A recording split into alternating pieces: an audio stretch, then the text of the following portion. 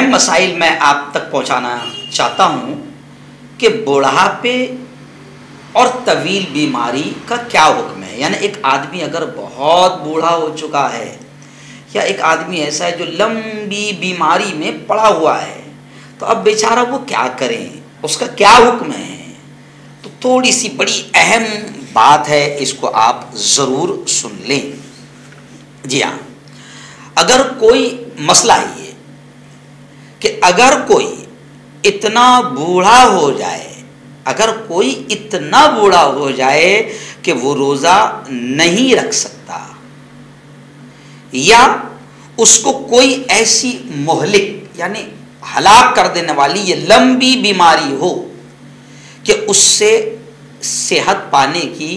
ظاہر میں کوئی امید بھی نظر نہیں آتی کہ اب یہ اچھا ہوگا, اور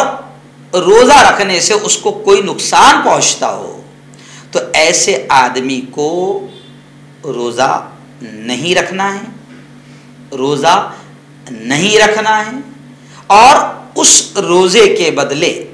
فدیہ دینے کی اجازت ہے. یعنی مثال کے طور پر ایک شخص بہت بیمار ہے اور بیماری اس کی ایسی ہے کہ اگر روزہ رکھا تو بیماری اور بڑھ جائے گی, اور بیماری ایسی بھی ہے کہ اب امید نہیں لگتا کہ یہ اٹھے گا اچھا ہوگا. جی ہاں, یا وہ بہت بوڑھا ہے یعنی روزہ رکھ ہی نہیں سکتا ہے, اتنا بوڑھا ہے, تو ایسے شخص کو بھی شریعت نے اجازت دی ہے کہ وہ روزہ نہ رکھے, لیکن ہر روزے کے بدلے اس کو فدیہ دینا پڑے گا. فدیہ دینے کی اجازت ہے ہر روزے کے بدلے. اب فدیہ کیا ہوتا ہے؟ فدیہ کیا ہوتا ہے؟ تو فدیے کے معنی بدلہ دینے کے, یعنی اس بوڑھے نے یا اس بیمار نے آج کا مان لو روزہ نہیں رکھ پایا یا رکھ ہی نہیں سکتا, وہ اتنا بوڑھا ہے یا ایسا بیمار ہے, تو اب اس روزے کے بدلے میں کیا دے گا؟ تو جو روزے کے بدلے میں اس کو شریعت نے دینے کا حکم دیا ہے اسے فدیہ کہتے ہیں. اور شریعت میں نماز قضا ہو جانے یا روزہ نہ رکھ پانے کی طاقت کے بدلے جو خیرات کی جاتی ہے اس کو فدیہ کہتے ہیں. اچھا, فدیہ کتنا دینا پڑے گا یہ بھی اہم مسئلہ سن لو. ایک روزے کے بدلے ایک محتاج کو مستحق کو اتنا غلہ دے دے جتنا غلہ صدقہ فطر میں دیا جاتا ہے. آپ جانتے ہیں صدقہ فطر میں کتنا دیا جاتا ہے؟ جی ہاں, 1.90 پونے 2 کلو 2 کلو گیہوں, یعنی پونے 2 سیر گیہوں یا 3.5 سیر جو, پونے 2 کلو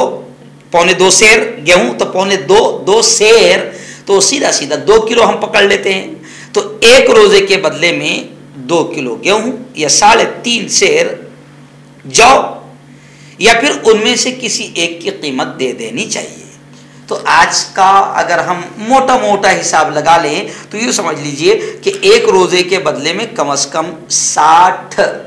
روپئے ادا کرنے ہوں گے. 30 روپے میں اچھے گیہوں آتے ہیں, تو ایک روزے کے بدلے میں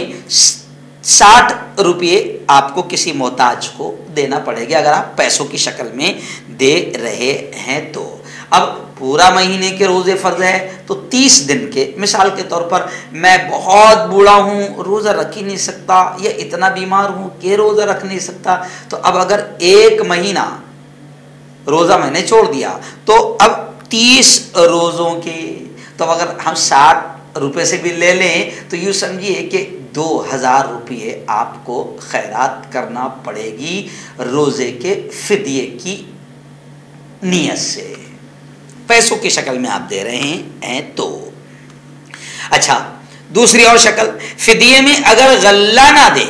بلکہ ایک محتاج کو دونوں وقت پیٹ بھر کھلائے تو اس سے بھی فدیہ ادا ہو جائے گا. یعنی پیسے بھی نہیں دے رہا, غلہ بھی نہیں دے رہا, تو ایک محتاج کو دونوں وقت یعنی صبح اور شام کا پیٹ بھر کے کھانا کھلاؤ تو فدیہ ادا ہو جائے گا, مگر وہی کھانا کھلانا ہے جو خود کھاتا ہے.